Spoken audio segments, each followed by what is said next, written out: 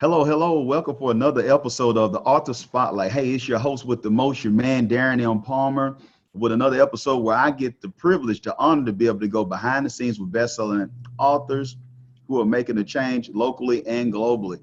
We definitely have a change agent on the show today. We got my man, I call him the good doctor, Sean Anthony Thomas, who is a licensed doctor of physical therapy in the state of New York and the president of Be More Today, a fitness company geared toward educating and inspiring others to always stay on the move. A native of Harlem, New York, Sean grew up in the Hudson Valley where he went to Tuxedo Park School. He later graduated from Choate Rosemary Hall in 1999. Hey, that's a great year right there. That's why I graduated. Sean graduated in 2003 with a bachelor's degree in science and physiology from Brown University in Providence, Rhode Island. He received his doctoral degree in physical therapy from the College of Health-Related Professionals at, is it at SUNY or SUNY? Yeah, SUNY. SUNY Downstate Medical Center in 2011. While in school, he and his team won the Research Award for their work on the trans-theoretical model of change, the foundation of this book. Now, I shared a little bit about your bio, Dr. Thomas, but please fill in any blanks that I left out of your bio. No, that's really it, man. I'm just happy to be here. I've been blessed in my life to have great mentors, great family members around me to kind of get me to where I am. And, you know, all the accolades and resumes, it is what it is. I'm just a regular guy who works really hard. Not the smartest guy on the block, but definitely not the person that was ever going to be beaten by somebody else. And that's why I'm here today. Just never giving up on dreams and goals, and just happy to be here with you. Also, before we get you in any kind of trouble there, good doctor, please share with the audience some of the best part of your life, your better half, and your daughter. Oh, yes. I am married to one wife. Himangi Pai. She's my goal. She's my everything. We've been together for almost 8 years, and we have a lovely daughter named Sonali, who is 4 years old. Awesome, man. Definitely don't want to leave the better half out, man. Can't do that. So glad that we're able to get that up and share it with everyone. And I just want to go straight into it, though.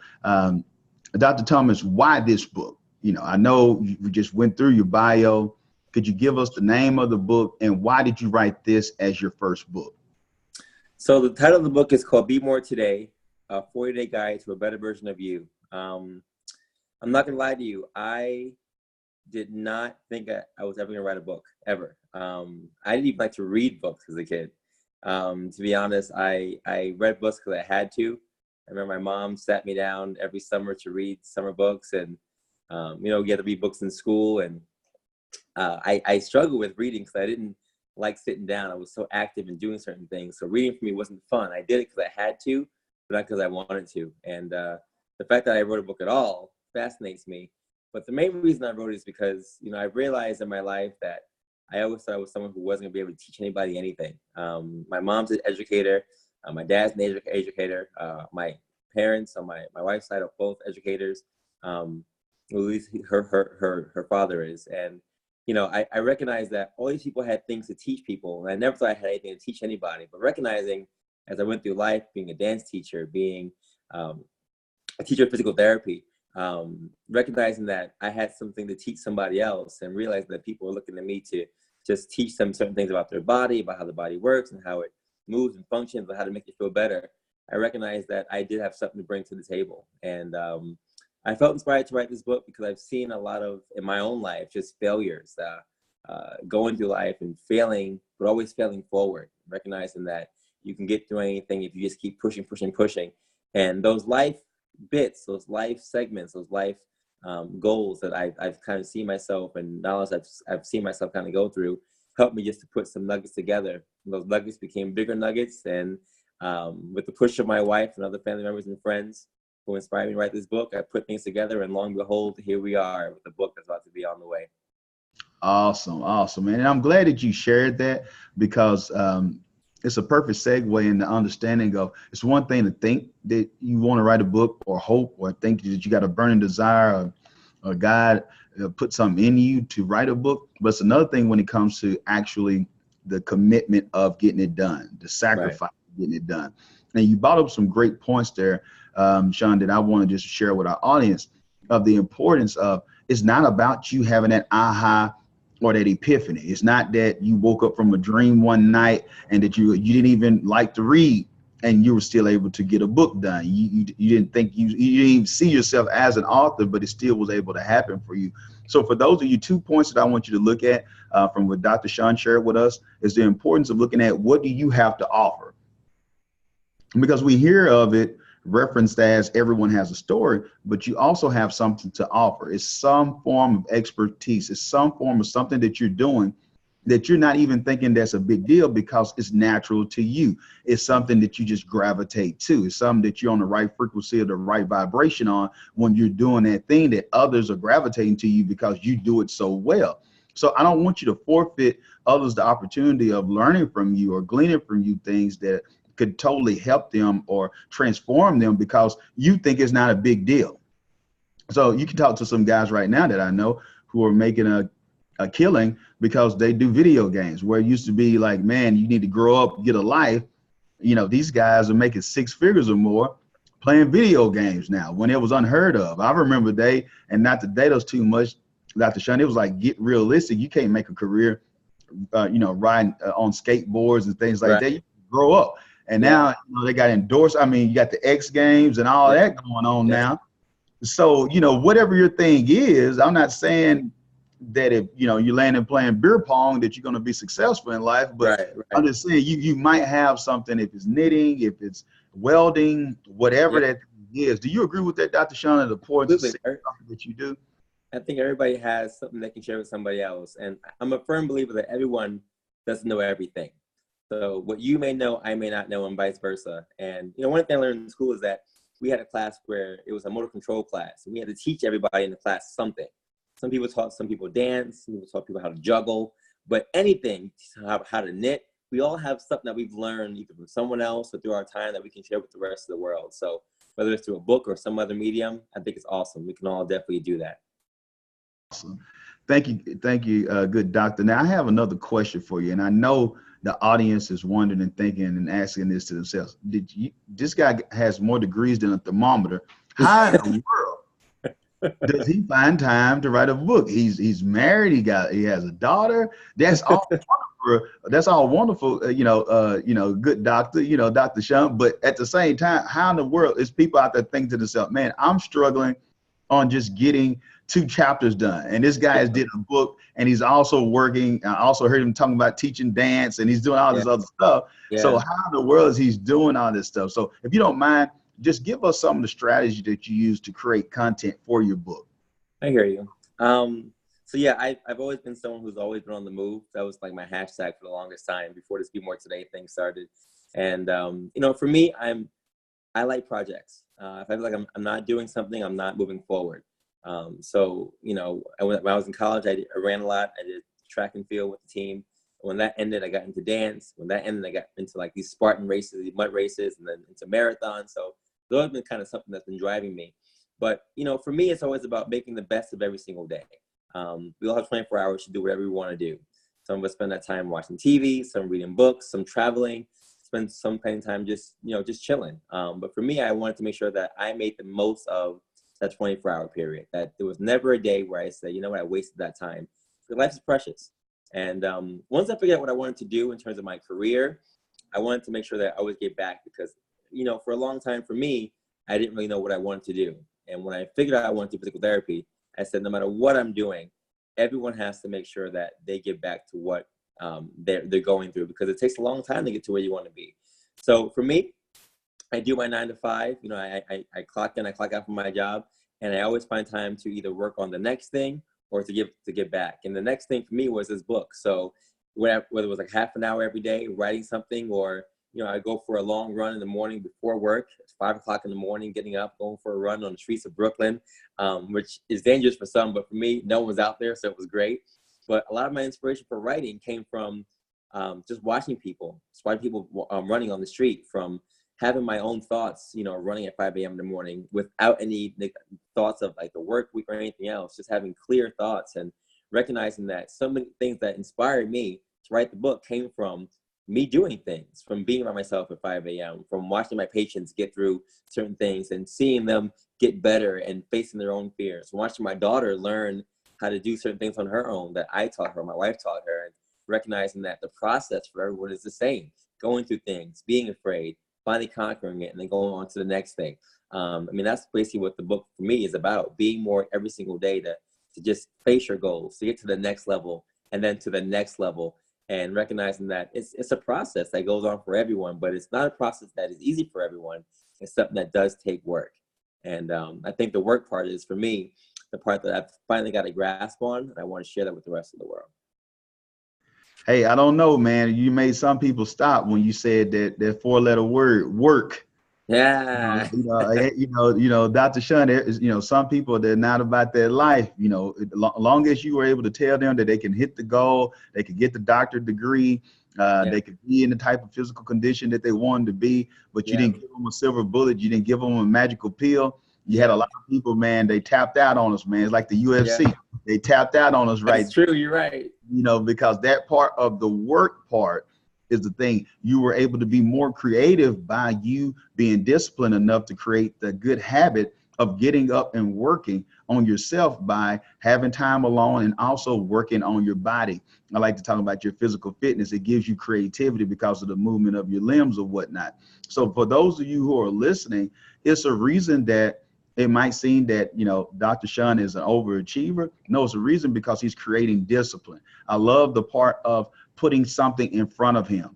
I want to make sure that whoever you are, that you get this nugget that Dr. Shun shared with us. I don't want you to pass this up.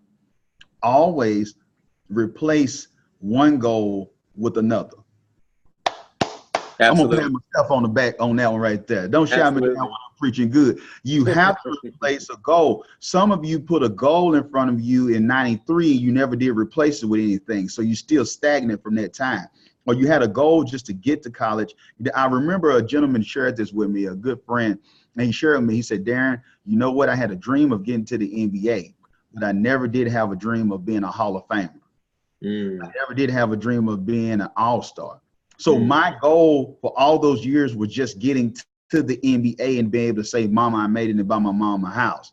Right. But I never did replace a goal. So it's a reason why guys are all-stars, because they had a goal of being an all-star. They wasn't satisfied by just the par level of just maintaining or getting there. Now, when I hear your story, Dr. Shun, I see an individual who is committed to excellence, to fulfilling and reaching your full potential. It's not about you competing with others. It's about you being the best you that you can be. And so I just want to thank you for sharing that. And that's why I need to go get that book, Be More, because that's important. Be more today, because each day, as the great leadership coach John Maxwell would tell you, it's those daily habits and activities that you're doing that are going to allow for you to have the legacy in the future that you want to have. Do you agree with that, Dr. Shun, the importance of continue to replace goals and to move forward daily with it?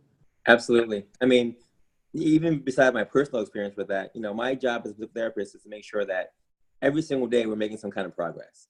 Every single day we have goals. And once you reach those goals, we make new goals, short-term goals, long-term goals. And every single time we have an assessment.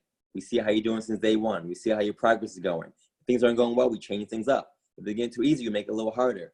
And that for me is life. Like recognizing that, look, life is long and life can be short. It's all about what you want to do with it. So whatever you do, whatever you want to do in life, make sure that you're moving forward in that life and making sure that you're adjusting. You're constantly changing. You're constantly adapting, because it's very, very easy. The same way it's easy for us to get used to doing workouts, the same kind of way our bodies get very used to being in the same kind of state. And if you don't change things up, you will not make progress. You have to make sure you're doing the assessments, you're doing the adjustments, and that every day you're getting better and better and better. And like you said, making a new goal. Yeah, so you reach that marathon time. So what's the next thing? Where's the next marathon going to be? Or now it's going to be a triathlon. Or, just making sure that you're always going forward. That's what the greats do. They keep going forward until they get to the point where, they've done everything they wanted to do, and they can say they're satisfied. So that's what I'm all about. And I think you're about the same thing too. So absolutely. That's it, man. Hey, man, you speaking my language there, good doctor. You speaking my language. And I just want you to share this with the audience, because, you were able to get the book done, but also share with us that feeling for you to know here's this kid, or you're not a kid anymore, but some you might be looked at as like, here's this guy who never even thought it was possible to do a book, didn't like to read, and I know it must be surreal, but what has been the experience from those around you knowing that, wow, whether it's your daughter or whether it's your wife or family, friends, and loved ones or colleagues who knows like, wow, Sean wrote a book. Now, it's one thing we knew about the superlatives in his career, but now he's went and done a book. So share what that meant to you first, personally, knowing that you got it done, and also some of the feedback that you got from those around you. I understand. So yeah, it's funny. You mentioned you're an author, and people are automatically impressed. And I think my friends and people who know me are impressed just because I've done a number of things, but to add this on top of it is great. Clearly, they think, oh, well, of course you'll be an author, because I try to do everything. But I think the bigger thing about it is that it lets other people know that they can do it too. And I already told my wife. My wife is an awesome attorney in Brooklyn. She is actually a better storyteller than I am. So I already told her that once my book is done, she's next. So, and she's already inspired now to write her book. So it's gotten people even more excited to do things that they either have been afraid to do. And people have been telling me, look, I've been writing a book for 2 years, but now that I see your book's coming out, it's getting me inspired to go back and finish my book. So I think everyone has projects they're working on. Everyone has goals they've been trying to hit for a long time. And when they see someone doing something that they wanted to do, or seeing something that they didn't think that could be possible, it gets them more inspired to do what they know that can do. And a number of people just come up to me and just saying, yo, your book is inspiring me. It's not even out yet, but it's inspiring me to go out there and do something. So I think it's becoming something that's getting more people inspired just to go out there and do more. And it becomes a bigger effect, a spiral effect, where people get more and more excited and the word spreads, and you're affecting 2 people, but then that becomes 10, that becomes 20 and 100. And it's a great expansion of everyone just trying to be great, trying to be more. And that's what I want. I didn't think it was going to have that effect. I thought the book, if you read the book, it would have that effect, but just the fact that the book is coming out and I'm someone that people have seen to do this, that by itself has done more than I think the book may. So I'm excited about that. See, you know what? I mean, this is one of those episodes just like Campbell soup. It's good. I'm telling you right now. When I listen to good Dr. Sean, I'm thinking about the importance of the ripple effect of what you're doing by being extraordinary and creating content and putting a book out, being a published author. What Dr. Sean shared with us are some of the things that I share as a published author. And then at the same time, owning a publishing company is the thing that people don't understand. Darren, what fuels you? What is your why? But I'm seeing what Dr. Sean is talking about on a daily basis, on a weekly basis. If I'm traveling somewhere, I'm seeing the families and the look in the kids' eyes. I'm seeing the legacy that's being planted inside of them. Not even just the resource is great, but that knowing I can do anything, look into that husband or wife, and they're looking into each other's eyes because they've been able to accomplish this feat together or whatnot.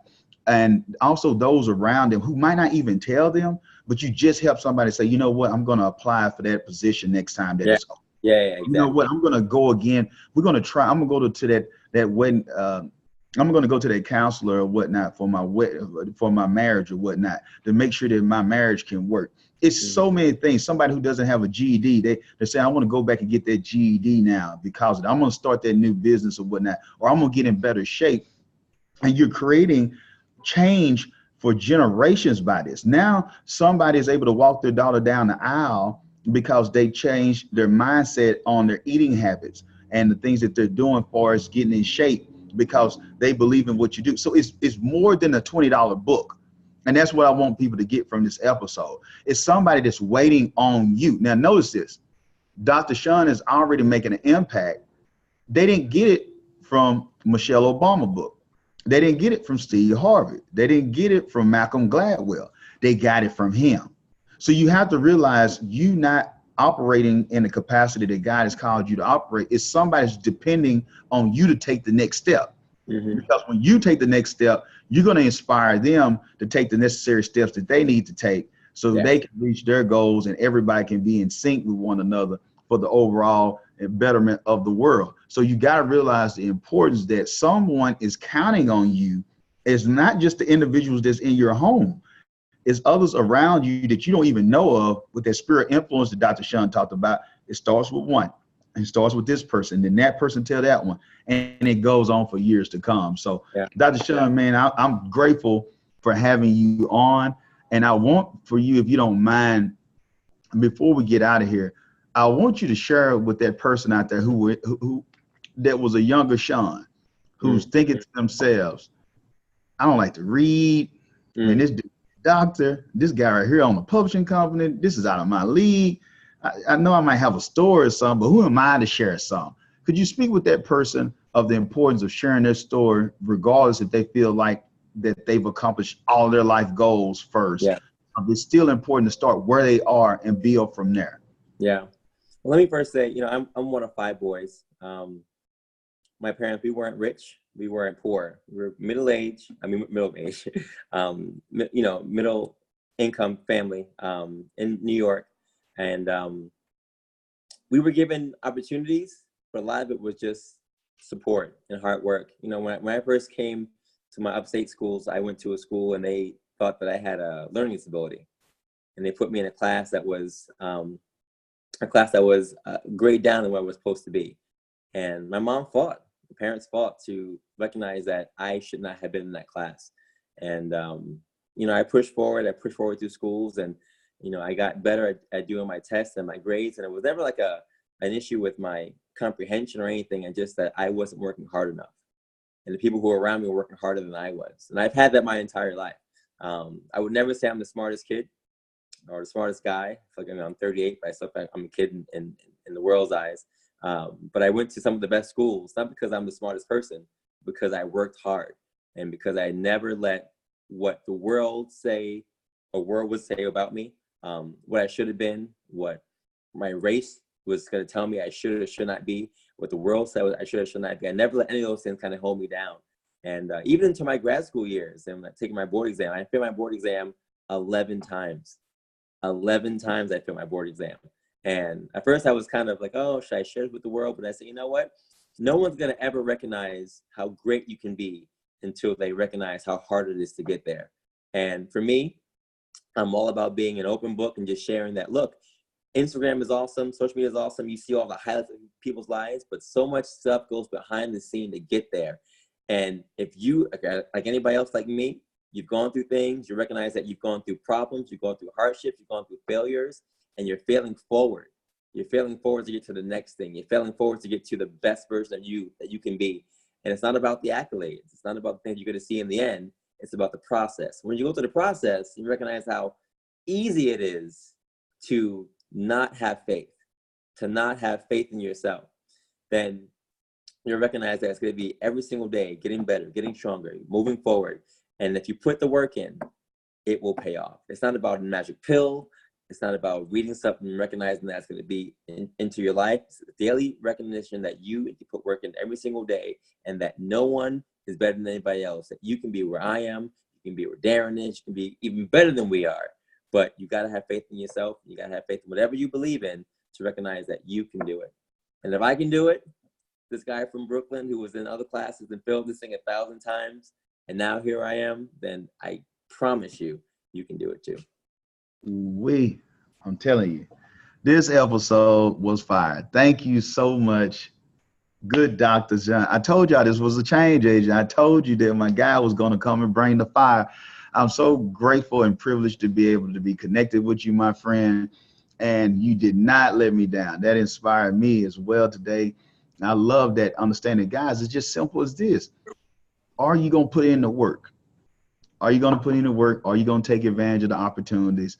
Just because you get slapped or you get hit with life doesn't mean that you can't reach your goals or fulfill your full potential. But it's your choice. When life punches you in the mouth, what are you going to do? Are you going to get up? Are you going to blame your gender, your age, race? You're going to come up with your background. You're still blaming your parents and you're 100 years old. How long are you going to keep? Are you blaming the past marriage, the past relationship? How long are you? Because there's others who have had the same experience that you had and worse. They overcame it and they're doing the things that they want to do in life. So, man, we're going to have to do another episode of this, man. This was great. We're going to have to do another episode of this. I know people don't want it to stop. So I just want to thank you so much, man, for coming on today. Please, if you don't mind, share where they can get the book. Also, share any social media handles, anything else that you want to share with them, good doctor. Please share at this time. Absolutely. Well, I'm on Instagram. My Instagram tag is Sean, SEANDPT, for Doctor of Physical Therapy. I'm also on Facebook, clearly. The book right now is Be More Today, the Be More Today book.com. You can find it on our sites. You can also find it on the Be More Today webpage, BeMoreToday.com.